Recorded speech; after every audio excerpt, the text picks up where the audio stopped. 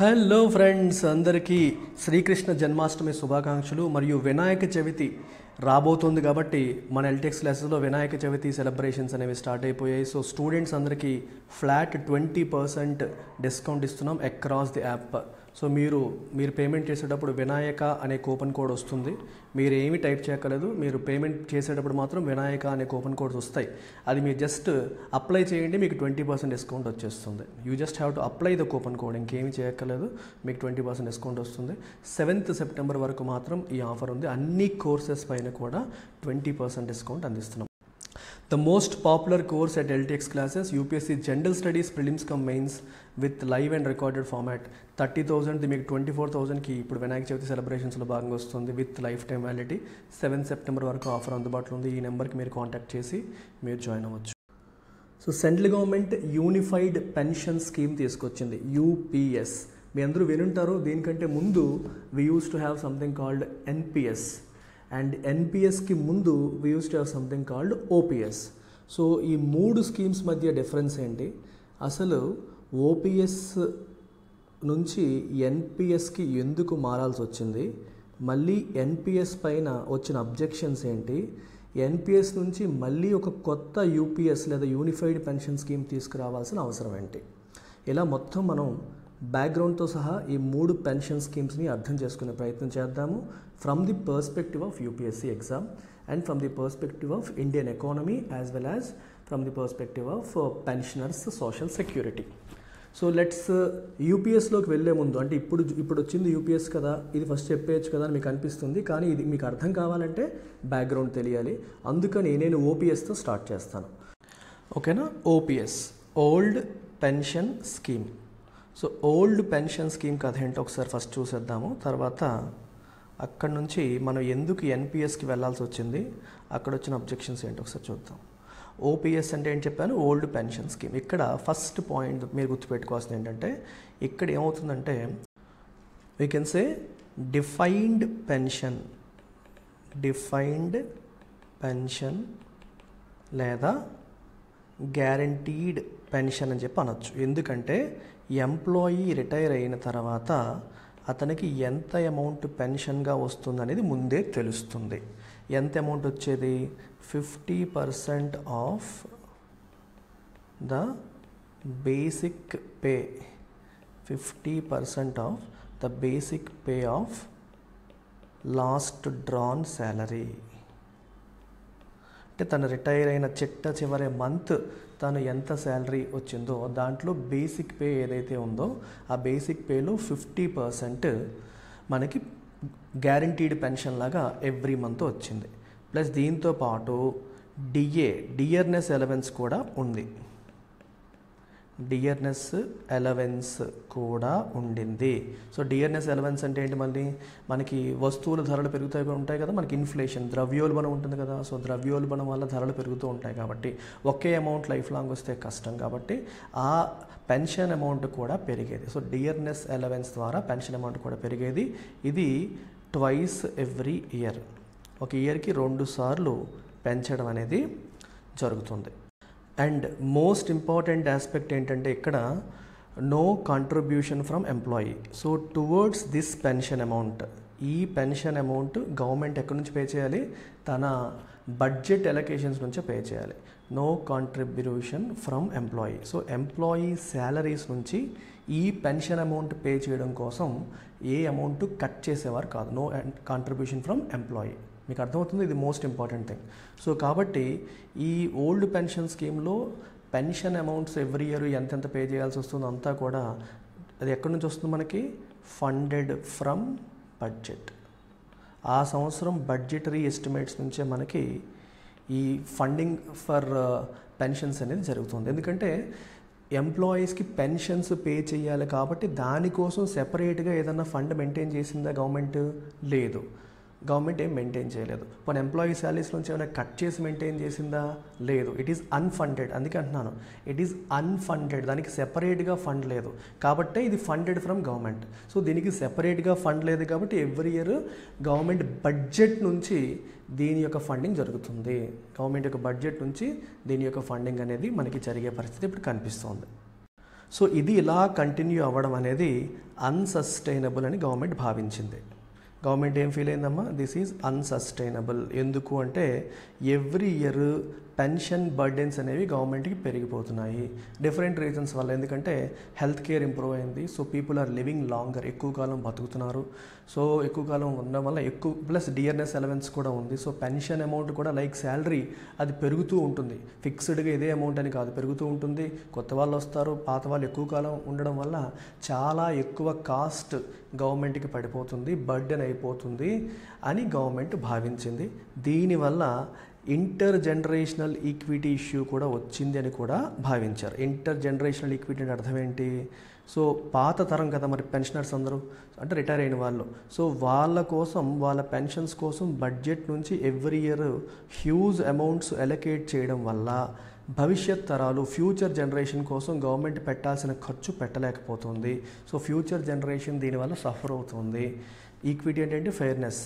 By being favourable to old generation we are being unfair to new generation. వాళ్ళకి చేయాల్సిన మనం చేయలేకపోతున్నాము. So ఇది unsustainable, ఇలా ఉండడం కరెక్ట్ కాదు. రేపు పొద్దున్న 20% ఆఫ్ బడ్జెట్స్ ఓన్లీ పెన్షన్స్కే పోయే పరిస్థితి వస్తుంది. అంటే మనకు వచ్చే ఇన్కంలో రఫ్లీ 15-20% బడ్జెట్స్కి పెన్షన్స్కి వెళ్ళిపోతుంటే గవర్నమెంట్ డెవలప్మెంటల్ యాక్టివిటీస్ ఎలా చేయగలుగుతుంది? ఇట్లాంటి ఆలోచన విధానంతో తర్వాత ఏం చేశారంటే మనకి న్యూ పెన్షన్ స్కీమ్ వైపు అడుగులేశారు. న్యూ పెన్షన్ స్కీమ్ వైపు అడుగులు వేయడం అనేది జరిగింది. సో ఈ న్యూ పెన్షన్ స్కీమ్ అనేది ఎవరికి అప్లై చేశారంటే ఇది 1st January, okay, those who have joined after 1st January 2004 ఆ తర్వాత ఎవరైతే జాయిన్ అయ్యారో వాళ్ళకి ఇది అప్లై చేశారు. సో న్యూ పెన్షన్ స్కీమ్లో మేజర్ ఫీచర్ ఏంటంటే, ఇక్కడ మేజర్ ఫీచర్ ఏంటి, డిఫైన్డ్ పెన్షన్. అయితే ఇక్కడ major feature defined contribution. So ప్రతి ఎంప్లాయీ కూడా వాళ్ళ శాలరీ నుంచి వాళ్ళు కంట్రిబ్యూట్ చేయాల్సి ఉంటుంది. కంట్రిబ్యూట్ చేయడం అంటే ఏంటి, అమౌంట్ పక్కన పెట్టాలి. ఎంత పెట్టాలి అంటే ప్రతి ఎంప్లాయీ కూడా 10% ఆఫ్ హిస్ బేసిక్ శాలరీ పక్కన పెట్టాలి. అండ్ గవర్నమెంట్ తన వైపు నుంచి 14% కంట్రిబ్యూట్ చేస్తుంది. సో ఎంప్లాయీ పెట్టిన 10%, గవర్నమెంట్ కంట్రిబ్యూట్ చేసిన 14% కూడా it goes into A pension fund, ఒక పెన్షన్ ఫండ్లోకి వెళ్తుంది. ఏ పెన్షన్ ఫండ్ అనేది ఎంప్లాయీ సెలెక్ట్ చేసుకోవచ్చు. సో ఈ పెన్షన్ ఫండ్కి ఒక పెన్షన్ ఫండ్ మేనేజర్ ఉంటారు. సో ఈ పెన్షన్ ఫండ్ అనేది స్టాక్ మార్కెట్లో ఈక్విటీలోను మరియు డెట్ అంటే బాండ్ మార్కెట్లో గవర్నమెంట్ బాండ్స్ ఇట్లాంటి వాటిలో ఇన్వెస్ట్ చేస్తుంది. సో ఏది ఎంత ఈక్విటీ ఎంత డెట్ అనేది మనం చూస్ చేసుకునే ప్లాన్ బట్టి ఉంటుంది. సో ఇలా ఒక ఎంప్లాయీ ఎప్పుడైతే ప్రతి నెల తన శాలరీలోంచి కొంత కంట్రిబ్యూట్ చేసి దానికి గవర్నమెంట్ తన కంట్రిబ్యూషన్ యాడ్ చేసి ఇదంతా ఒక సెపరేట్ పెన్షన్ ఫండ్లోకి వెళ్ళి తన రిటైర్మెంట్ వరకు, అంటే 10 ఏళ్ళు 15 ఏళ్ళు 20 ఏళ్ళు తన జాబ్లో జాయిన్ అయినప్పటి నుంచి జాయిన్ అయిన ఇయర్ బట్టి ఏజ్ బట్టి మనం చెప్పొచ్చు. సో ఈ అమౌంట్ ఏదైతే వస్తుందో ఈ అమౌంట్ అనేది వాట్ ఎవర్ ఒక తన రిటైర్ అయ్యే టైంకి కొంత చేరుతుంది. రిటైర్ అయ్యే టైంకి సమ్ అమౌంట్ అనేది వస్తుంది. ఎంత అమౌంట్ వస్తుంది nobody nose, because this amount is market linked. Market linked అని ఎందుకన్నాను, ఇది మనం మార్కెట్లో ఇన్వెస్ట్ చేస్తున్నాం. ఇలా ఎంప్లాయీ దగ్గర తీసుకున్నది గవర్నమెంట్ కంట్రిబ్యూట్ చేసింది కలిపి మార్కెట్లో అంటే స్టాక్ మార్కెట్లో ఇన్వెస్ట్ చేయడం జరుగుతుంది, బాండ్ మార్కెట్ స్టాక్ మార్కెట్లో. మరి అవి పెరుగుతాయా తగ్గుతాయా వీ డోంట్ నో. బాగా పెరగొచ్చు, బాగా తగ్గొచ్చు. ఈక్విటీలో పెట్టినప్పుడు 2 ఆప్షన్స్ ఉంటాయి. లాంగ్ రన్లో ఖచ్చితంగా పెరుగుతుంది, బట్ షార్ట్ టర్మ్లో పెరగడానికి తగ్గడానికి ఆస్కారం ఉంటుంది. ఎంత పెరుగుతుందని మనం పక్కాగా చెప్పలేం. సో ఎంత అమౌంట్ వస్తుందనేది మనకేమైంది, ఇట్ బికేమ్ అన్సర్టన్. సో వాళ్ళకి రేపు పొద్దున ఎంత అమౌంట్ వస్తుందనేది ఏమైందమ్మా, ఇట్ బికేమ్ అన్సర్టన్, కంప్లీట్గా అన్సర్టన్ అయిపోయింది. సో గవర్నమెంట్ ఐడియా ఏంటంటే ఈ ఫైనల్గా ఎంత అమౌంట్ అయితే చేరుతుందో దీన్ని యాన్యుటీ ప్లాన్లోకి మార్చేసి, యాన్యుటీ ప్లాన్ అంటే ఆ అమౌంట్ అలాగే ఉంటుంది, దాంట్లోంచి ఎవ్రీ మంత్ వీళ్ళకి కొంత అమౌంట్ వచ్చేలాగా కన్వర్ట్ చేయొచ్చు. అంటే ఒక ఫిక్స్డ్ అమౌంట్ని మంత్లీ విత్డ్రావల్ అమౌంట్గా మార్చొచ్చు. దాన్నే మనం యాన్యుటీ ప్లాన్లోకి మార్చడం అంటాం. యాన్యుటీ ప్లాన్లోకి మార్చడం అంటాం. ఇప్పుడు ఫర్ ఎగ్జాంపుల్ మన దగ్గర ఒక 10 లక్షలు ఉందనుకోండి.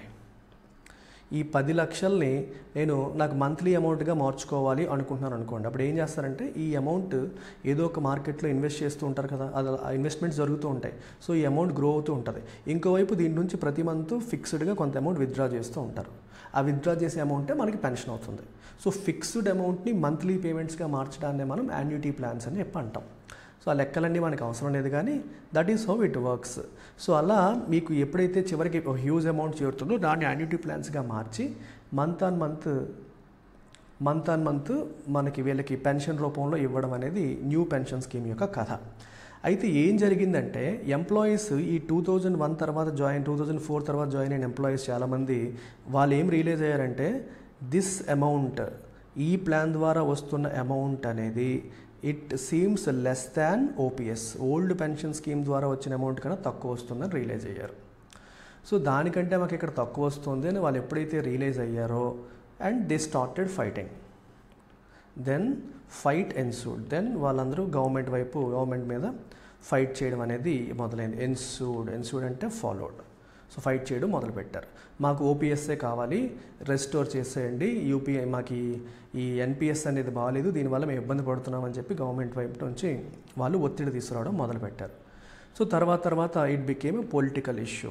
ఎందుకంటే కాంగ్రెస్ పార్టీ ఏం చెప్పిందంటే మేము అధికారంలోకి వస్తే మేము ఓపీఎస్ని రెస్టోర్ చేస్తాము, ఎన్పిఎస్ని రద్దు చేస్తామని కాంగ్రెస్ పార్టీ ఎలక్షన్ మేనిఫెస్టోలో చెప్పడం దాని ఒక ఎలక్షన్ ఐటమ్గా మార్చేసింది. సో దాంతో బీజేపీ అనేది ప్రెషర్లో పడింది. తర్వాత బీజేపీ ఏం చేసిందంటే ఒక కమిటీ ఏర్పాటు చేయడం జరిగింది. సో మన ఎన్డీఏ ప్రభుత్వం ఏం చేసిందంటే ఒక కమిటీ ఏర్పాటు చేసింది. సో ఎన్పిఎస్ మీద జరుగుతున్న గోల మనకి పోవాలి అంటే మనం ఏం చేయాలి, మళ్ళీ ఓపీఎస్ని రెస్టోర్ చేయాలా, ఎన్పిఎస్ని కంటిన్యూ చేయాలా, ఏం చేయాలో చెప్పండి అని చెప్పి ఒక కమిటీ ఏర్పాటు చేయడం జరిగింది. ఆ కమిటీయే TV Somanathan committee. TV Somanathan committee అనేది ఏర్పాటు చేశారు. ఈ టీవీ సోమనాథన్ అనే ఆయన అప్పటికి ఫినాన్స్ సెక్రటరీ, ఇప్పుడు క్యాబినెట్ సెక్రటరీ. సో ఇంకా పెద్ద పదవికి వచ్చారు ఆయన. సో టీవీ సోమనాథన్ కమిటీ మనకి ఎప్పుడు ఏర్పాటు చేశారంటే ఏప్రిల్ 2023లో ఏర్పాటు చేయడం అనేది జరిగింది. ఇప్పుడు సోమనాథన్ కమిటీ అనేది మనకి సర్టెన్ రికమెండేషన్స్ ఇచ్చింది. వాళ్ళు ఏవైతే రికమెండేషన్స్ ఇచ్చారో సోమనాథన్ కమిటీ ఇచ్చిన రికమెండేషన్స్ని బేస్ చేసుకొని ఇప్పుడు మనం యూపీఎస్ అనేది వచ్చింది, యూనిఫైడ్ పెన్షన్ స్కీమ్ అనేది రావడం జరిగింది. So Somanathan committee recommendations base చేసుకొని యూపీఎస్ వచ్చింది. సో యూపీఎస్ వాళ్ళు చెప్తోంది ఏంటంటే యూపీఎస్ అనేది బెస్ట్ ఆఫ్ బోత్ వరల్డ్స్, అంటే రెండింటి కలయిక ఇది. రెండిట్లో ఉన్న ప్లస్లన్నీ దీంట్లో ఉన్నాయి అని చెప్పేసి వీళ్ళు అనడం అనేది జరుగుతోంది. ఎవరంటున్నారు? ఇప్పుడు కొత్త రికమెండేషన్స్ ఇచ్చిన మన సోమనాథన్ కమిటీ దాన్ని బేస్ చేసుకునే కదా మనం ఇప్పుడు ఇవన్నీ తీసుకొస్తున్నాం. సో వీళ్ళు ఏమంటున్నారంటే బెస్ట్ ఆఫ్ బోత్ వరల్డ్స్ అంటే దీంట్లో ఉన్న ప్లస్ పాయింట్స్ దాంట్లో ఉన్న ప్లస్ పాయింట్స్ కలిపి మనం దీన్ని తీసుకొస్తున్నాం అంటున్నారు. అంటే ఓపీఎస్లో ఉన్న ఒక బెనిఫిట్ అలాగే ఎన్పిఎస్లో ఉన్న ఒక బెనిఫిట్ రెండింటిని కలిపి తీసుకొస్తున్నాం అంటున్నారు. ఓపీఎస్లో ఉన్న బెనిఫిట్ ఏంటంటే డిఫైన్డ్ పెన్షన్, ఎంత అమౌంట్ వస్తుంది అనేది ఎంప్లాయీకి ముందే తెలుసు. అలాగే ఎన్పిఎస్లో ఉన్న పాయింట్ ఏంటంటే డిఫైన్డ్ కంట్రిబ్యూషన్. సో దీంట్లో మనం ఎంత కంట్రిబ్యూట్ చేయాలనేది ముందే తెలుసు. సో ఈ రెండు ఆస్పెక్ట్స్ని మనం కంబైన్ చేసి దీన్ని తీసుకొస్తామని గవర్నమెంట్ చెప్తుంది. ఇప్పుడు అంటే అర్థం ఏంటి, ఓపీఎస్ లాగే ఇందులో కూడా మనకి గ్యారంటీడ్ పెన్షన్ ఉంటుంది. ఎన్పిఎస్లో మనకి ప్రాబ్లం ఏంటి, ఎంత అమౌంట్ వస్తుందో తెలియదు. సో ఇక్కడ అలా కాదు, ఇక్కడ గ్యారంటీడ్ పెన్షన్ అనేది ఉంటుంది. ఎంత ఉంటుందంటే same 50% of average of last 12 months salary. So last 12 months basic salary ఏదైతే ఉందో లాస్ట్ 12 months బేసిక్ శాలరీ ఏదైతే ఉందో దాని యొక్క యావరేజ్లో 50% మనకి గ్యారంటీడ్ పెన్షన్గా ఇస్తారు దీంట్లో. జస్ట్ లైక్ ఓపీఎస్లో ఎలాగైతే మనకి వస్తుంది ఇక్కడ కూడా అలాగే. అయితే ఓపీఎస్లో లాస్ట్ డ్రాన్ శాలరీ అంటే నీకు డిసెంబర్ 2024 రిటైర్ అయ్యావనుకో, సో డిసెంబర్ 2024 శాలరీ ప్రకారం పెన్షన్ ఇచ్చేవారు ఓపీఎస్లో.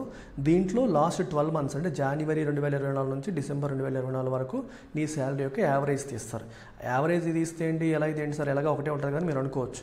కొంతమంది లాస్ట్ మూమెంట్లో ప్రమోట్ అవుతారు. అంటే చూడండి, రిటైర్ అవ్వడానికి 1 month ముందు 2 months ముందు ప్రమోట్ అయ్యి ఒక్కసారిగా బేసిక్ శాలరీ పెరిగిపోతుంది. సో పెరిగిపోతే ఏమవుతుంది, ఆ పెరిగిపోయిన బేసిక్ శాలరీ ప్రకారం పెన్షన్లు వస్తాయి. ఇప్పుడు యావరేజ్ ఆఫ్ లాస్ట్ 12 months అనేసరికి ఏమవుతుందంటే లాస్ట్ ఇయర్లో ఎవరైతే ప్రమోట్ అయ్యారో వాళ్ళకి ప్రమోట్ అయిపోయిన కొత్త శాలరీ బేసిస్ మీదే మొత్తం వచ్చేస్తుంది అనుకోవడానికి లేదు. పాత శాలరీ కొత్త శాలరీ యొక్క యావరేజ్ అవుతుంది. ఎన్ని నెలలు కొత్త శాలరీ మీద ఉన్నారు, ఎన్ని నెలలు పాత శాలరీ మీద ఉన్నారని చూసుకొని దాని యొక్క యావరేజ్ మీద మనకి పెన్షన్ అమౌంట్ అనేది డిఫైన్ అవుతుంది. సో ఇది ఈ యూపీఎస్లో యూనిఫైడ్ పెన్షన్ స్కీమ్లో తీసుకొచ్చిన పద్ధతి. ఓపీఎస్లో మీకు గుర్తుంటే ఎంప్లాయీ నుంచి కంట్రిబ్యూషన్ లేదు, నో కంట్రిబ్యూషన్. కానీ ఎన్పిఎస్లో ఏం చెప్పారు, ఎంప్లాయీ నుంచి కంట్రిబ్యూషన్ ఉంది. సిమిలర్గా ఇక్కడ కూడా ఎంప్లాయీ నుంచి కంట్రిబ్యూషన్ తీసుకున్నారు. ఎంప్లాయీ కంట్రిబ్యూషన్ ఎంత అంటే monthly 10% of their basic salary employee contribute చేస్తే గవర్నమెంట్ కంట్రిబ్యూషన్ ఏమో 18.5% చేశారు. ఇంతకుముందు ఎన్పిఎస్లో ఎంత ఉండేది, 14% ఉండేది. గుర్తుందా, మీకు చెప్పాను ఎన్పిఎస్లో 14% ఉంటే గవర్నమెంట్ కంట్రిబ్యూషన్ 18.5 అని చెప్పారు. అయితే ఇది నాట్ ఫిక్స్డ్ అని చెప్పారు. ఎప్పుడు 18.5 ఉంటుందని లేదు, అవసరాన్ని బట్టి గవర్నమెంట్ మార్చొచ్చు. బట్ ఎంప్లాయీ కంట్రిబ్యూషన్ ఆఫ్ 10% ఏదైతే ఉందో ఇది మాత్రం ఫ్రోజన్, ఇది మాత్రం మారదు. ఎంప్లాయీ కంట్రిబ్యూషన్ అలాగే ఉంటుంది, గవర్నమెంట్ కంట్రిబ్యూషన్ మాత్రం పెరగొచ్చు, తగ్గొచ్చు, మార్పులు చేర్పులు ఉండొచ్చు అని చెప్పడం జరిగింది. క్లియర్. అంటే ఓపీఎస్లో ఉన్న డిఫైన్డ్ పెన్షన్ వీళ్ళు కోరుకుంటుంది అదే కదా, మాకు ఎంత కావాలో మనకి పక్కాగా తెలియాలి, 50% వచ్చేది అలాగే కావాలన్నారు, అది వస్తుంది. అయితే ఓపీఎస్లో కంట్రిబ్యూషన్ ఉండేది కాదు, కానీ ఇప్పుడు కంట్రిబ్యూషన్ ఉండదు అంటే కుదరదు. కంట్రిబ్యూషన్ అయితే కంటిన్యూ అవుతుంది. మీరు 10% మీరు చేయాలి, నేను ఎక్కువ కంట్రిబ్యూట్ చేస్తాను, మీకు మినిమం 50% వచ్చేలా, మీకు 50% వచ్చేలా చేయడం కోసం గవర్నమెంట్ 14% సరిపోదనిపిస్తే నేను ఆ గ్యాప్ ఫిల్ చేయడానికి నేను ఎక్స్ట్రా కంట్రిబ్యూట్ చేస్తానని గవర్నమెంట్ ముందుకు వచ్చిందనమాట. సో ఇలా ముందుకు వచ్చింది. సో అవసరాన్ని బట్టి గవర్నమెంట్ కంట్రిబ్యూషన్ పెరగడం తగ్గడం అనేది ఆధారపడుతుంది. ప్రస్తుతానికి అయితే 18.5% కింద పెంచడం జరిగింది. అయితే యూపీఎస్ ఈ రకంగా బెస్ట్ ఆఫ్ బోత్ వరల్డ్స్ని క్లబ్ చేస్తూ వస్తుంది. అండ్ అడిషనల్గా యూపీఎస్ గురించి ఇప్పుడు చెప్తున్నప్పుడు ఇంకా చెప్తున్న పాయింట్స్ ఏంటి అంటే, ఒకవేళ ఫ్యామిలీ మెంబర్ ఇప్పుడు ఎవరైతే పెన్షనర్ ఎవరైతే ఉన్నారో, సో పెన్షనర్ అనే ఆయన డిమైస్ అయితే ఆయన చనిపోతే వాళ్ళ ఫ్యామిలీకి ఏదైతే ఉంటుందో పెన్షనర్ యొక్క ఫ్యామిలీకి 60% ఆఫ్ పెన్షన్ అనేది వస్తుంది. ఫర్ ఎగ్జాంపుల్ ఇతని పెన్షన్ వచ్చేసి 50,000 అనుకుంటే ఫ్యామిలీకి ఎంత వస్తుంది, ఇప్పుడు 30,000 వస్తుంది. ఫ్యామిలీకి అంటే వాళ్ళ వైఫ్కి 30,000 రూపీస్ రావడం అనేది జరుగుతుంది. అండ్ ఇంకొక పాయింట్ ఏం చెప్పారంటే, there is a concept of minimum pension. ఇప్పుడు కొంతమంది గవర్నమెంట్ ఎంప్లాయీస్కి చాలా తక్కువ శాలరీతో పనిచేసి మానేసిన వాళ్ళు ఉంటారు, తక్కువ శాలరీతో పనిచేసిన వాళ్ళు. So minimum pension amount 10,000 per month చేశారు. అంటే అర్థం ఏంటి, కాకపోతే దీనికి 10 years ఆఫ్ సర్వీస్ కంప్లీట్ చేసి ఉండాలి. 10 years కంప్లీట్ చేసిన వాళ్ళకి మాత్రం ఇది అప్లై అవుతుంది. మినిమం 10 years కంప్లీట్ చేస్తే మీకు 10,000 మినిమం పెన్షన్ వస్తుంది. అంటే మీరు రిటైర్ అయ్యే టైంకి 10 ఏళ్ళు పనిచేసి మీరు మానేసే టైంకి మీ శాలరీ ఒకవేళ బేసిక్ శాలరీ 15,000 ఉందనుకోండి, మరి అందులో 50% అంటే 7,500 కదా అనుకోక్కర్లేదు. మినిమం అయితే గవర్నమెంట్ మనకి 10,000 మినిమం పెన్షన్ అనేది ఇస్తానని చెప్తుంది. ఇంతకుముందు ఈ మినిమం పెన్షన్ అనేది ఈ మినిమం పెన్షన్ అమౌంట్ ఇంతకుముందు 9,000 ఉండేది, దాన్ని ఇప్పుడు 10,000గా గవర్నమెంట్ ఇంక్రీజ్ చేయడం అనేది జరిగింది. సో ఇక్కడ 3 ఆస్పెక్ట్స్ ఏంటంటే, ఎష్యూర్డ్ ఫ్యామిలీ పెన్షన్ గుర్తుపెట్టుకోండి, అలాగే ఎష్యూర్డ్ మినిమం పెన్షన్ 10,000 చేశారు, అలాగే 50% అది ఓపీఎస్లో ఎలా వచ్చేదో అది ఇస్తాము, ప్లస్ ఎన్పిఎస్ లాగే మీరు కంట్రిబ్యూషన్ 10% కంట్రిబ్యూషన్ అనేది ఎప్పటిలాగే చేయాలి, మేమైతే గవర్నమెంట్ యొక్క కంట్రిబ్యూషన్ పెంచుతున్నాము అని ఫైనల్గా చెప్పడం అనేది జరిగింది. సో ఇప్పుడు ఫైనల్గా ఇంకొక పాయింట్ ఏంటంటే, ఓపీఎస్లో ఉన్నట్టు ఇక్కడ కూడా డిఏ కాంపోనెంట్, డియర్నెస్ అలవెన్స్ అనేది ఇక్కడ కూడా పెన్షన్ మీద అప్లై అవుతుంది. అంటే ఈ పెన్షన్ అమౌంట్ కూడా అలా ఉండిపోదు, డియర్నెస్ అలవెన్స్ అనేది దీనికి ఉంది. సో ఇన్ఫ్లేషన్ ఇండెక్సేషన్ అనేది జరుగుతుంది, ఇన్ఫ్లేషన్ ఉంటుంది కాబట్టి సో ఈ పెన్షన్ అమౌంట్ కూడా పెరుగుతూ ఉంటుంది అనే పాయింట్ కూడా క్లియర్గా చెప్పడం జరిగింది.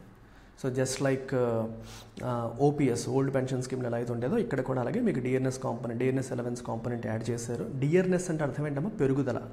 ఇఫ్ సంథింగ్ మీకు చాలామంది డియర్ అంటే ఇక్కడ ప్రేమ అని కాదు, డియర్ సార్ అని రాస్తాం కదా, ఆ కాంటెక్స్ట్లో కాదు. ఫర్ ఎగ్జాంపుల్ ఒక వస్తువు ఇట్ బికేమ్ డియరర్ అన్నారు అనుకోండి, అంటే దాని ధర పెరిగింది అని అర్థం. సో డియర్నెస్ అలవెన్స్ అంటే ధర పెరుగుదల, ధరలు పెరుగుతూ ఉంటాయి, ఇన్ఫ్లేషన్ ఉంటుంది, దానికోసం ఒక అడిషనల్ అలవెన్స్ అనమాట, దాన్ని తట్టుకోవడం కోసం ఇచ్చే అలవెన్స్ని డియర్నెస్ అలవెన్స్ అంటాము. So it is linked to inflation, ధరలు పెరుగుదలను బట్టి ఇన్ఫ్లేషన్ ఇండెక్స్ ఒకటి ఉంటుంది, దీనికోసం ఆ ఇండెక్స్ని బేస్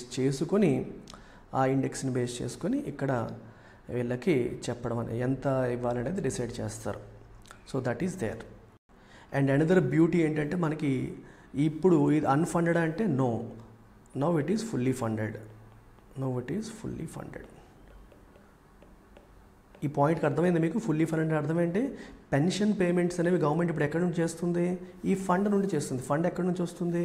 ఎంప్లాయీ 10% కంట్రిబ్యూట్ చేస్తున్నాడు, గవర్నమెంట్ 18.5% కంట్రిబ్యూట్ చేస్తుంది. సో దీని ద్వారా ఒక ఫండ్ క్రియేట్ అవుతుంది. ఇలా క్రియేట్ అయిన ఫండ్ నుంచి పెన్షన్ పేమెంట్స్ అనేవి వస్తాయి.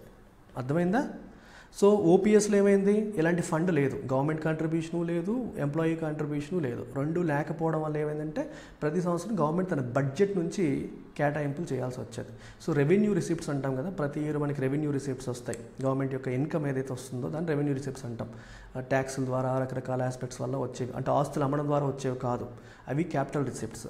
ఆస్తులు అమ్మడం ద్వారా వచ్చినవి కాకుండా ట్యాక్సేషన్ ద్వారా వచ్చేవి, ఫీజులు, మ్యూజియం టికెట్లు, పార్క్ టికెట్లు, ఇలాంటి వాటి ద్వారా వచ్చేదాన్ని రెవెన్యూ రిసిప్ట్స్ అంటాం. సో ఆ ఇన్కంలోంచి పే చేయాల్సిన పరిస్థితులు వచ్చేవి మనకి, లేదా క్యాపిటల్ రిసిప్ట్స్ అంటాం. గవర్నమెంట్ తన స్టాక్స్ అమ్మడం, అప్పు చేయడం, అలా మనం తీసుకొచ్చిన ఇన్కంలోంచే పెన్షనర్స్కి పే చేయాల్సిన సిచ్యువేషన్ ఉంటుంది. ఇప్పుడు అలా లేదు, పెన్షనర్స్కి పే చేయాల్సిన దానికోసం సెపరేట్ ఫండ్ అనేది క్రియేట్ అయిపోతుంది. ఇది NPS feature of NPS. So OPS లాగా 50% ఇవ్వడం అవుతుంది, ఎన్పిఎస్ లాగా సెపరేట్ ఫండ్ క్రియేట్ చేయడం కూడా జరుగుతుంది. ఆ ఫండ్కి ఎంప్లాయీ నుంచి 10%, గవర్నమెంట్ నుంచి 18.5% కంట్రిబ్యూషన్ ఎవ్రీ మంత్ జరుగుతూ ఉంటుంది. సో ఆ రకంగా అలా వచ్చిన అమౌంట్ మళ్ళీ ఇన్వెస్ట్ చేసి మినిమం అయితే వీళ్ళకి ఎంత ఇచ్చేలాగా చూస్తారు. This is how the whole thing is managed. This is the beauty of UPS, which ఇది పెన్షనర్స్కి హెల్ప్ అవుతుంది, అలాగే గవర్నమెంట్కి కూడా ఒక రకంగా భారం తగ్గింది. అంటే ఓపీఎస్తో పోల్చుకుంటే యూపీఎస్లో ఇంకా ఎంప్లాయీ పాయింట్ ఆఫ్ వ్యూలో తీసుకుంటే కొన్ని బెనిఫిట్స్ తక్కువే ఉన్నాయి, బట్ కంట్రీ పాయింట్ ఆఫ్ వ్యూలో కూడా ఓవరాల్గా ఆలోచించాలి కాబట్టి మన పెన్షనర్స్ దీన్ని యాక్సెప్ట్ చేస్తారు అని మనం ఆశిద్దాం. అలాగే ఎల్టెక్స్ క్లాసెస్ ప్రతిష్టాత్మకంగా తీసుకుంది. ఆఫ్లైన్ క్లాసెస్ ప్రతి స్టూడెంట్కి అందుబాటులోకి తీసుకురావాలనే ఉద్దేశంతో చాలా తక్కువ fee, lowest ever fee in the country. UPSC classes 28,000కి, గ్రూప్ 1 క్లాసెస్ 24,000కి, గ్రూప్ 2 క్లాసెస్ 18,000కి మన వైజాగ్లో మనం అందిస్తున్నాము. సో మీరు పెట్టే ఖర్చు అంతా కూడా హాస్టల్కే పోతుంది తప్పితే మన ఇన్స్టిట్యూట్ కోసం, క్లాసెస్ కోసం మీరు పెట్టే ఖర్చు we have kept it bear minimum. ఎంతకంటే తక్కువ ఫీజుకి ఎవరు ఇవ్వలేరు. ఇది కూడా మీకు లైఫ్ టైం వ్యాలిడ్తో మనం అందిస్తున్నాం. 7 సెప్టెంబర్లో ఎవరు జాయిన్ అవుతారో వాళ్ళకి మాత్రమే ఈ ఆఫర్ అందుబాటులో ఉంటుంది. సో ఈ నెంబర్కి మీరు కాంటాక్ట్ చేసి వివరాలు కనుక్కోవచ్చు.